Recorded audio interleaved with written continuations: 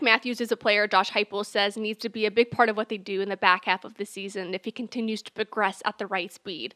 And in his limited outings this season, he's shown how much of a difference maker he can be on the outside. The role Matthews is hoping to have in the first round playoff game against Ohio State. I'm Paige Dower. This is a Field Pass on Full Disclosure.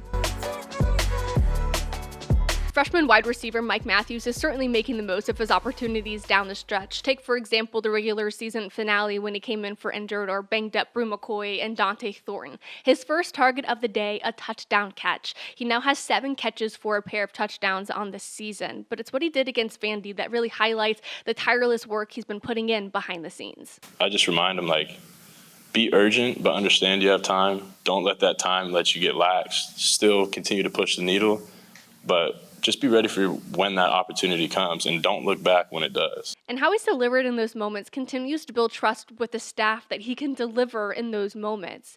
And from this moment on, the moments have never been bigger.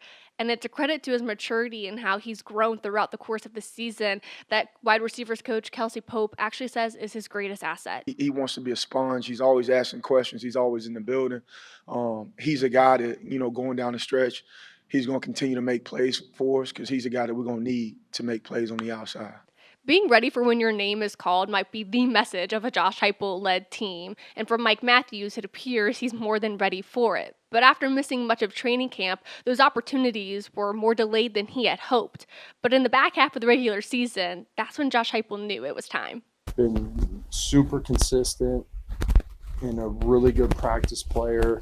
And I knew, on the last 2-3 games, you can just see it coming, and it's a credit to him to just keep investing when it's not necessarily exactly what you thought it would be, and understanding that, man, there's still a lot out there for him. It's also what he does without the ball in his hands that continues to impress Josh Heupel and honestly resembles a lot of what Brew McCoy brings from a physicality standpoint. I mean, you take, for example, the Vanderbilt game where he set up that crucial leading block for Dante Thornton en route to an 86-yard touchdown reception. It's those types of plays that has Josh Heupel saying he has a bright future in front of him. He played without the ball extremely well. He had some big-time perimeter blocks, too, that I thought he executed extremely well. He's a tough-nosed kid, man, highly competitive, got a great future in front of him.